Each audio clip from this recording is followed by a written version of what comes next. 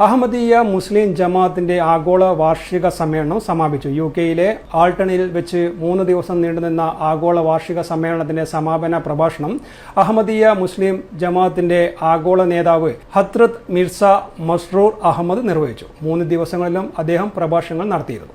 100-ൽ കൂടുതൽ രാജ്യങ്ങളിൽ നിന്നുള്ള 50,000-ത്തിലധികം പ്രതിനിധികൾ ആത്മീയ സംഗമത്തിൽ പങ്കെടുത്തു. മലയാളികൾ അടക്കമുള്ള ഇന്ത്യൻ പ്രതിനിധികളും ആത്മീയ സംഗമത്തിൽ ഭാഗവാക്കായിരുന്നു. നിരവധി രാജ്യങ്ങളിൽ നിന്നുള്ള പാർലമെന്റേറിയന്മാരും പൌരനേതാക്കളും സമ്മേളനത്തെ അഭിസംബോധന ചെയ്ത് സംസാരിച്ചു. വിവിധ ആത്മീയ ധാർമ്മിക വിഷയങ്ങളെക്കുറിച്ചുള്ള പ്രഭാഷണങ്ങളും ഡോക്യുമെന്ററികളും എക്സിബിഷനുകളും നടന്നു.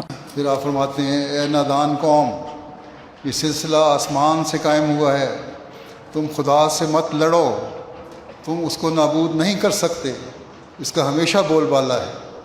अपने नफ्सों पर जुल्म मत करो और इस सिलसिले को बेकदरी से ना देखो जो खुदा की तरफ से तुम्हारी इस्लाह के लिए पैदा हुआ। और यकीनन समझो कि अगर ये कारोबार इंसान का होता और कोई पोशीदा हाथ उसके साथ ना होता तो ये सिलसिला कब का तबाह हो जाता और ऐसा मुफ्तरी ऐसी जल्दी हलाक हो जाता कि अब उसकी हड्डियों का भी पता ना मिलता।